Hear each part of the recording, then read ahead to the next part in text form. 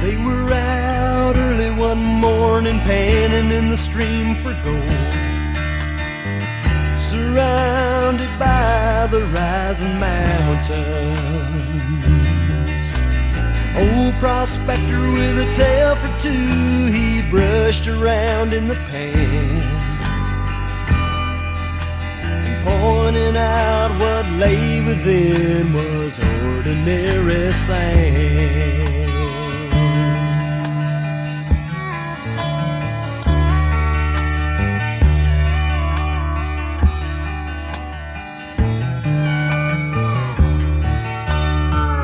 He began with his story about 20 years before,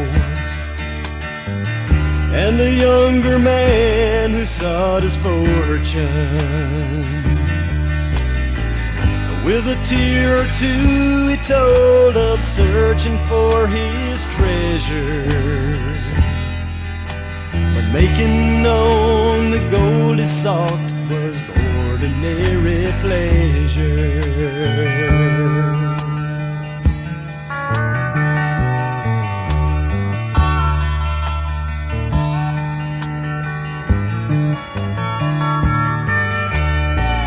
There were years of doing without, and there were years of plenty. I started thinking that life was never steady, excepting when the bills came in and I had no money to pay. Whiskey had never tasted better ordinarily.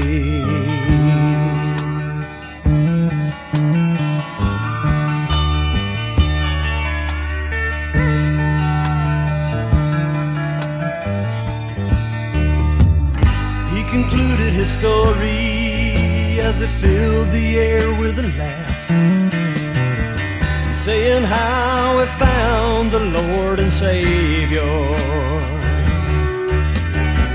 and how he found the river of life by which his day unfolds, and pointing out what stands within is not ordinary gold, and pointing out what stands within is not ordinary gold.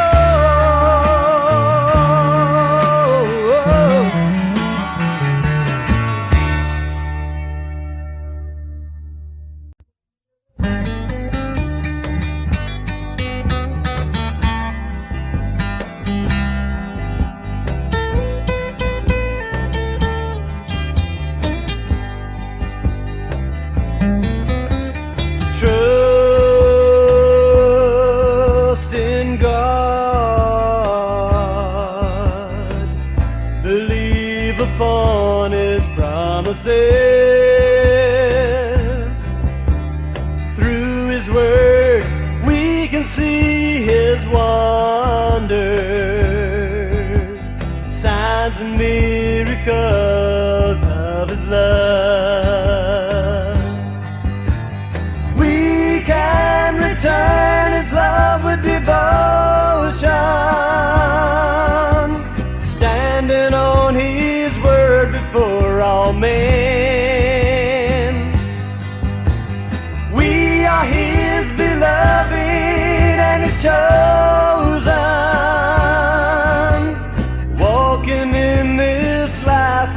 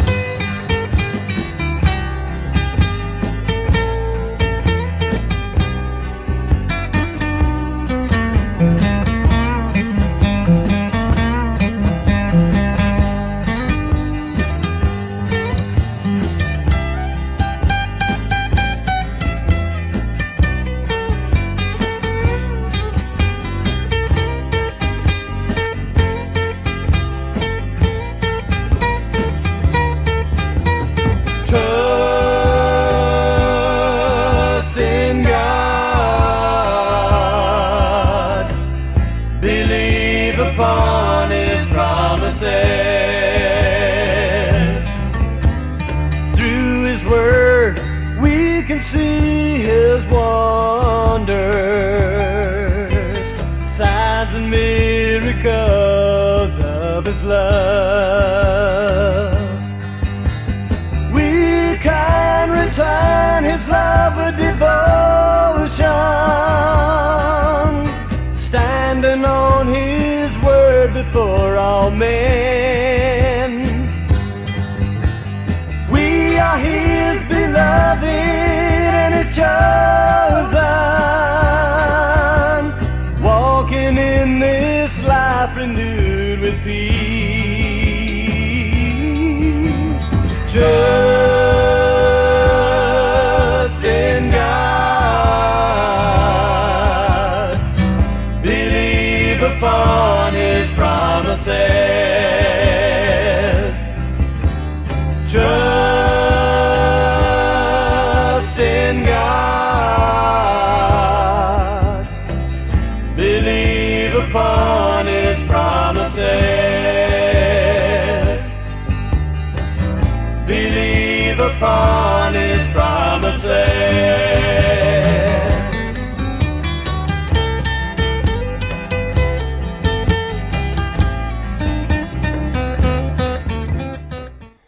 All right, welcome. My name is Mark Wallace. This is True North Studio, and today the topic is the necessary positive to negative ratio.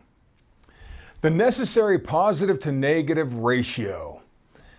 All right, I'm a huge believer in being positive. I love hanging around positive people. I love positive quotes. I love positive things happening to me. I love keeping things positive.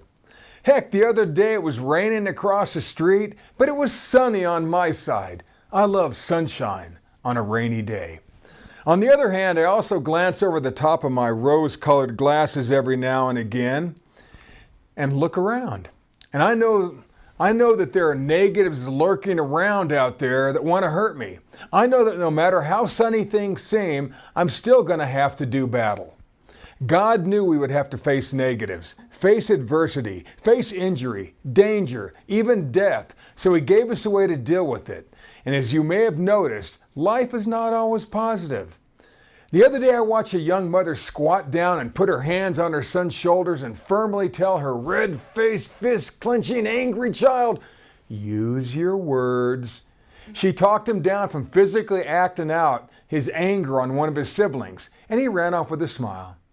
She knew her son had to learn to use his words and change his actions before he did something stupid. There will always be things that trigger us. It's how we respond to those negatives that's key. When I was 15, I had a '69 Chevy and a college-age girlfriend who was almost 20. I know. When I met her older brother, he glanced me up and down, and right off the bat he said to me, "Your arms are too long." Sort of a weird thing to say to someone you just met, but oh well. But his words changed something in me. I walked around the next day with my hands in my pockets so nobody would notice my too long arms. Before that day, I'd never even thought about my arms, much less their length. I was 15. We just thought about girls and cars and girls and maybe sports, and that was about it. Her idiot brother got me thinking about myself. He changed how I thought about myself, and it sort of pissed me off. Now I had to talk myself through this long arm issue. Was I a Neanderthal throwback? The missing link? A caveman? A knuckle dragger? Was I the long-lost son of Sasquatch? I went to my wise beyond his years brother, and he's my older brother, and he's older by 14 months. And I told him what that guy had said to me about my arm length. Well, even at 16 years old, my brother Brett should have held a Sherlock Holmes-style pipe and stroked an imaginary gray psychologist beard. He seemed to know everything that I didn't. Brett told me to stand up against the wall, had me stretch out my arms, and he made pencil marks at the furthest fingertip. And then he measured my wingspan with my mom's blue yardstick. He said, with the authority of a college professor, "Mark, a person's arm span is typically equal to one's height. Since you're 6'1", your arm span should be about 6'1". Well, mine was pretty close. How did he know this stuff? My brother's words informed me that my arms weren't freakishly long, but maybe my girlfriend's brother's arms were unusually short. Anyway, I believe what my brother said, and my arms are once again set free from pocket prison. I trusted my brother's words and finished my teen years without a second thought about arm length.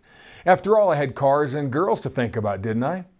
When John 8:32 says, "And ye shall know the truth, and the truth shall make you free." Words are powerful. One person's negative words turn me inward, and the other person's positive words, combined with specific actions, set me free. Words of fear, strife, envy, and bitterness wake up our primal brain. They send warning signals to our inner caveman, slowing down cognitive function and causing us to react, sometimes violently, like a red-faced child. Words of love, light, and peace light up the more recent frontal lobe of our brains and promote clearer, hopeful, forward thinking, like learning that your arms are normal length. Well, words are by far the most powerful things on earth, but the point of this teaching is to figure out just how many positive words and actions does it take for us to defeat a negative. Well, Proverbs 18:21 says, "Death and life are in the power of the tongue, and they that love it shall eat the fruit thereof."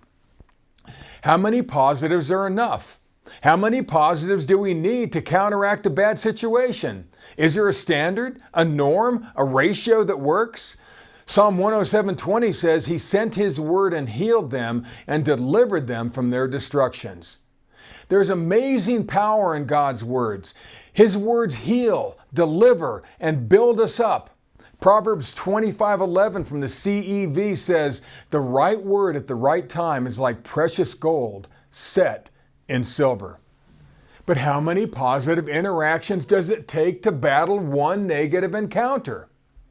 Well, a child has to be trained to use his words and not just lash out like a wounded animal with long arms. Sometimes we adults need that training too. Well, back in the 70s, I was hired to deliver an oven to a bakery in the Bowery of New York City.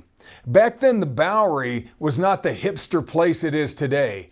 Back then, old drunk men, they sat side to side on the urine-stained sidewalks, backs against the littered buildings, and they would each take turns ridiculing the people who walked past.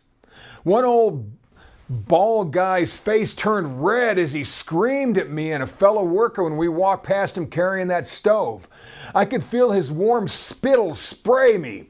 He said, "Boy, you're nothing. You're nobody. When you were sucking on rags, I was fighting for my country."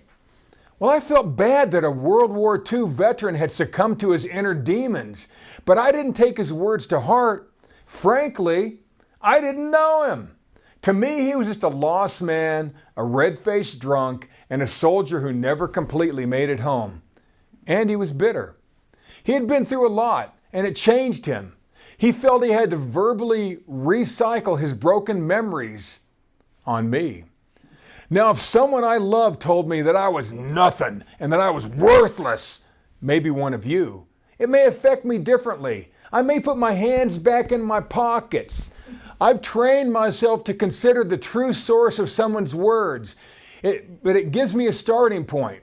Ephesians 6:12 says, "For we wrestle not against flesh and blood, but against principalities, against powers, against the rulers of the darkness of this world, against spiritual wickedness in high places."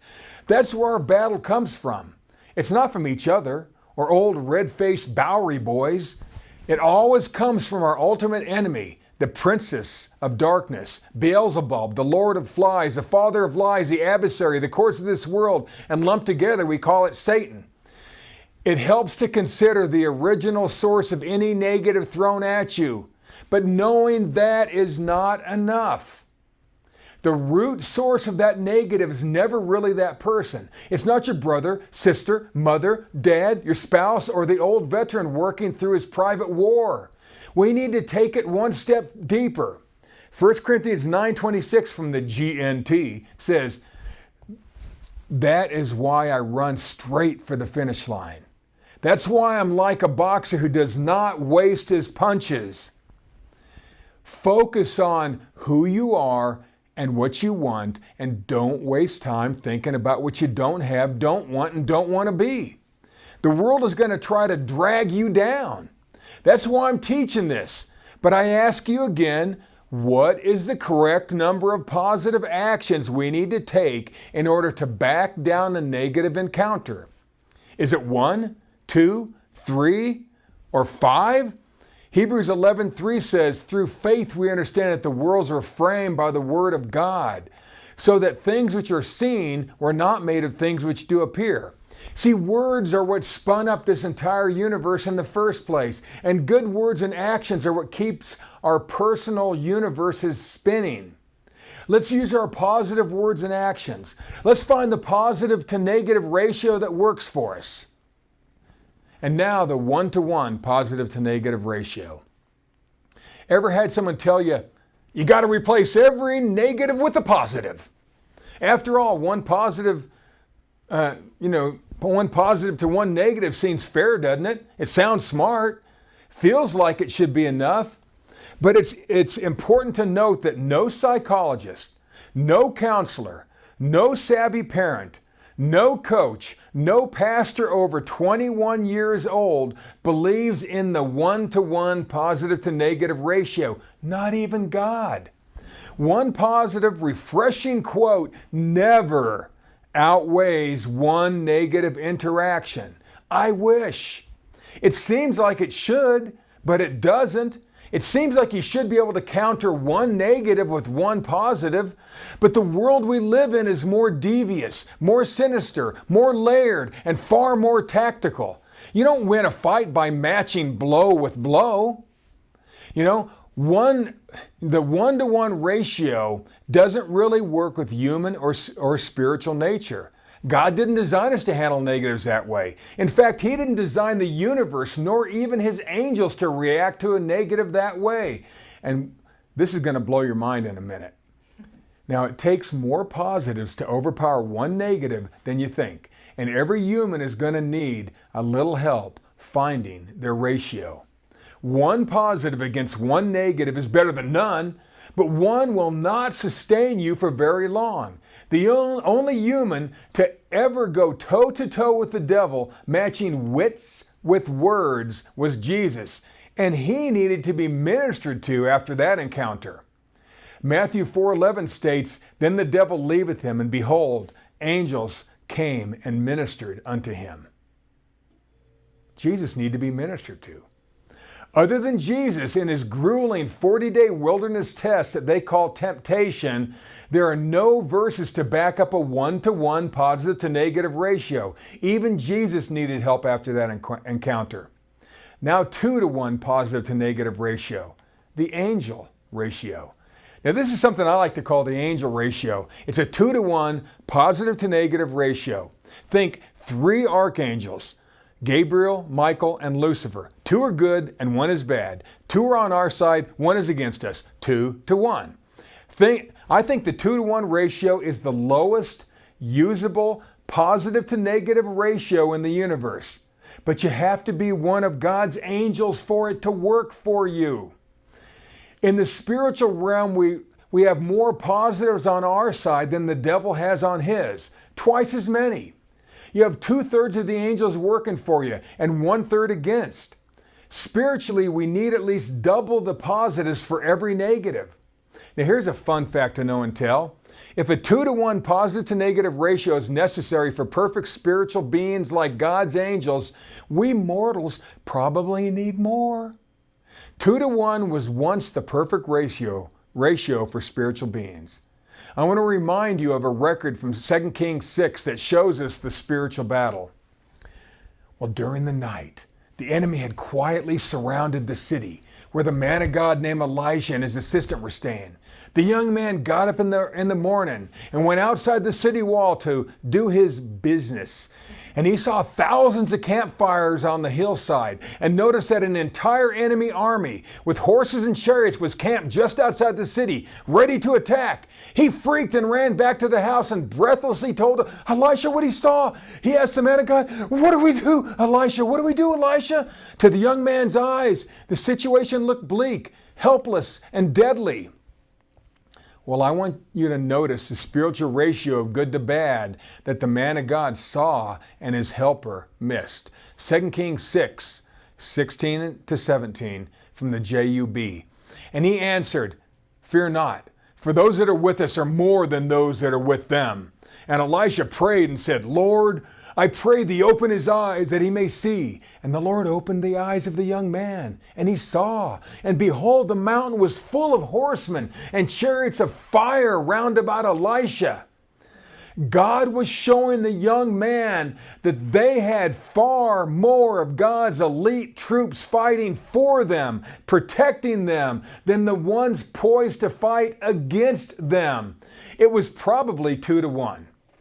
Now, what problems do you have that seem bleak, helpless, and deadly? Is it your health? Is it your job? Is it a relationship or a call you just got from your doctor? We must find a way to see and know that there are far more positives, more power, more angels, more deliverance on our side than it seems to our senses' eyes. The 2 to 1 positive to negative ratio is the spiritual battle. It is the spiritual battle. We need to remember that we have more good on our side than the negatives against us. That is the angel ratio. And the sooner we see that our battle always starts in the spiritual, the easier it will be for us to see our protection and deliverance lives in the spiritual too. Remember Ephesians 6:12? Now let's look at another great verse to show the need for at least a 2 to 1 positive to negative interaction. And this was spoken and written by Jesus' younger half brother, Jude 1:9. Yet Michael the archangel, when contending with the devil, he disputed about the body of Moses, durst not bring against him a railing accusation, but said, "The Lord rebuke thee." I remember when that verse finally made sense to me. What I noticed was that Michael, the most powerful warrior in the entire universe, would not even get into a verbal battle against the devil without God or his sidekick Gabriel. Michael just gave it to God.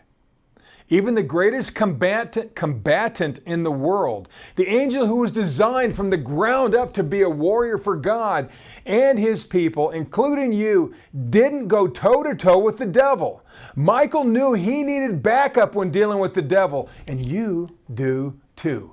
He was smart enough to remember the angel ratio, that spiritually, when dealing with the devil and his tricks, we all need, at the very least, a 2 to 1 positive to negative ratio. The angel ratio, the spiritual battle, takes at least a 2 to 1 positive to negative ratio. 2 to 1 was how the angels rolled, but we will need even better odds. 3 to 1 positive to negative ratio, the human ratio. Negatives have been a part of life since a long, slow decline and fall of Lucifer. We humans are designed to function best in a 3 to 1 positive to negative environment, at least for now. At least as long as we are physical, sentient, thinking beings. 3 is an interesting number. In fact, it's a completely good number. Didn't Jesus respond to Satan's temptations by reciting 3 scriptural passages? Matthew 4, 1 through 11. Remember when Paul prayed 3 times asking God to remove those negative people he called his thorn in the flesh? 2 Corinthians 12. Today we might call them pains in the, Speaking of 3s, wasn't Jesus raised from the dead after 3 days and 3 nights? Sure he was. 3 positive interactions to 1 negative are pretty powerful. It's always worked. It's always worked. 2 Chronicles 32:7, and be strong and courageous. Be not afraid nor dismayed for the king of Assyria, nor all the multitude that is with him, for there will be more with us than with him. There is always more good than bad to draw from and act on. Ecclesiastes 4:11 and 12 says, again, if 2 lie together, then they have heat. But how can one be warm? And if one prevail against him, 2 shall withstand him. And a 3-fold cord is not quickly broken. Solomon was well aware of the 3-to-1 ratio. Did you know that most old school ropes, if you took them apart, have 3 separate bundles of fibers that are twisted together in opposing directions, making it one thick, instead of one thick strand? See, a 3-fold rope is not easily broken. Most standard ropes use at least a 3-to-1 ratio. By 64 AD, the Timothy of the Bible was middle-aged. He'd given his entire life, since a teen, to serve God and the believers while traveling with Paul. He'd been all over the known world, seen signs, miracles, and wonders by the ton. But as he aged, as society became more adversarial against Christianity, as all his friends turned their backs on Paul, something changed in Timothy. The Bible never mentions that he had a family. Never mentions a home. Christians were once again being hunted and murdered publicly. Most of the believers he knew and loved were even afraid to call themselves Christians for fear of public ridicule or even death. Paul reminds Timothy, for God has not given us a spirit of fear or of cowardice, but of power and of love and of a sound mind, 2 Timothy 1:7.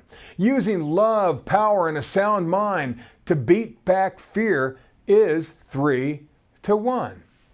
Almost all therapists who practice the fine art of positive psychology firmly believe in the 3-to-1 positive to negative ratio.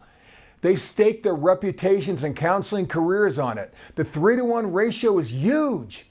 Barbara Fredrickson, PhD, a professor in the Department of Psychology and Neuroscience at the University of North Carolina, Chapel Hill, said, quote, the 3-to-1 positivity ratio may well be a magic number in human psychology, end of quote.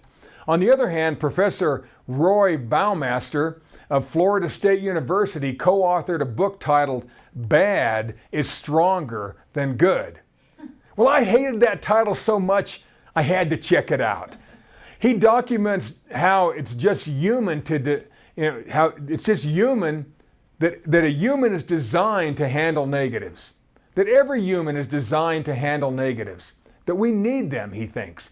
He says we actually need a certain amount of negatives to keep us above ground and not dead. We needed to be afraid of saber-toothed tigers. We are supposed to be wary of people we don't know snooping around outside our house. We should be on higher alert when we walk into an unfamiliar or sketchy neighborhood. Baumeister says it takes a certain amount of fear to keep you alive. I'll explain. See, negatives make a big impression. You eat a white berry, it makes you sick. So you make up a little rhyme to tell your kids, berries white, poisonous sight. You touch a plant that makes you itch like crazy. Leaflets 3, let it be. See, we have to be aware of danger. Now, can you handle another story? Well, I tore down the red keep out sign, pushed aside the dripping wet vines from the cave, and slid down the muddy tunnel that was dug by Japanese soldiers during World War II. I splashed into a pool of murky water and felt around hoping for something, anything that might have been left behind during the war. Hey, I was 10 or 11 years old living in post-war Japan. It was the 60s. I felt something in the mud. I found a hand grenade and clawed my way back up the muddy slope, excited. Now, what do you think I did with that hand grenade, if you know me? Yep, I pulled the rusty pin and I threw it with all my might and dove behind a big rock, but nothing, a dud. So I went and picked it up, I snuck it home, showed my mom who called the Air Force bomb squad, and it was gone forever. Even ignoring the signs, I somehow made it out of my childhood alive. Probably had an angel or two stressing out having me as their assignment. Parents, you don't always know what your kids are doing. They may ignore those keep out signs, but if you want them to make it to adulthood, just keep teaching. Dr. Baumeister said, quote, bad emotions, bad parents, and bad feedback give more impact than good ones. Bad impressions and bad stereotypes are quicker to form and more resistant to disconfirmation, which means harder to be proven wrong, than good ones, end of quote. What Professor Baumeister is saying is it takes a lot more effort to stop a negative than it does for a negative to overpower a positive. Now, I know it's not fair, and I'm sorry it doesn't make any sense, because we all know that light dispels darkness, but it's true. That's why God instructed us humans to use the 3-to-1 positive to negative ratio. Now, here's a crazy side thought. In that Jesus calls himself the bright and morning star, and Lucifer before his fall was called the son of the morning, which means the same thing as morning star, Jesus may now be helping to fill the much needed role that Lucifer abandoned so long ago. That makes Gabriel, Michael, and Jesus, two archangels, and one Christ, 3-to-1. Three of them against one devil. Now the new angel ratio is 3-to-1. For the last 2,000 years, it's been a 3-to-1 ratio, even on the spiritual plane. Now, it's just a side thought. Just a thought. When Jesus rose from the dead and ascended, we were blessed with that 3-to-1 positive to negative ratio, even in the spiritual. As the wise Solomon said, a threefold cord is not easily broken. The verse that says, greater is he that's in you than he that's in the world, probably makes more sense to you now. You and I are part of that majority. You and I are part of that majority. 3 against 1 is pretty darn good odds. The 3-to-1 positive to negative ratio is the minimum ratio we humans need in order to beat back the negatives of life. Let's use the 3-to-1 positivity ratio. Let's pile on 3 times more positive actions to every single negative. It will work. Typically. Now the 5-to-1 positive to negative ratio. The relationship ratio. Now let's take it up a notch. Let's go from 3-to-1 to 5-to-1. Positive to negative ratio. Maybe it's overkill. Maybe it's genius. Let's see. The number 5 symbolizes God's goodness and favor toward humans. 5 is mentioned over 300 times in Scripture. 5 is the number of grace. Now, there's no clear biblical precedent for the number 5 being used as a ratio like 3-to-1 was, but 5 is used a lot. The 5-to-1 ratio may be exactly what you need to make it in today's world. One psychologist firmly set his positive to negative ratio at 5-to-1. Dr. John Gottman, a relationship expert, says that the magic ratio is 5-to-1. This means that for every negative encounter that we have, we must apply 5 positive words or actions. Now he emphasizes the word actions here. Whether your fight is about not enough sex, clothes on the floor, spending too much money, working too late, the kids driving you crazy, or the toilet seat left in the wrong position, there will be disagreements in every marriage. To help us understand the difference between happy and unhappy couples, Dr. Gottman and Robert Levinson began studying couples in the early 1970s. They asked couples to try to resolve one conflict that they had in their relationship while being watched and recorded for 15 minutes. After carefully studying the videotapes, back when they had videotapes, they were able to predict which couples would stay together and which would divorce with a 93% accuracy rate. 93%. What they discovered was simple. The difference between happy and unhappy couples is their balance between positive and negative interactions during the arguments. They saw that there's a very specific ratio that enhances the love. Gottman's relationship ratio is 5-1. For every negative word spoken, for every bad attitude or negative interaction, he noticed that every single successful couple always countered it with 5 positive communications or actions. Allow me to explain. Happy couples argue. We all do. But they also laugh and tease and touch and smile and show affection and connect. A positive interaction could be as simple as leaning forward or giving eye contact to show you're listening. They didn't necessarily use 5 positive words or 5 Bible verses to battle every negative. They noticed that every single successful couple overpowered any negative with 5 positive actions and or words. On the other hand, unhappy couples tend to have fewer of those positive interactions and simply focus on the negative at hand.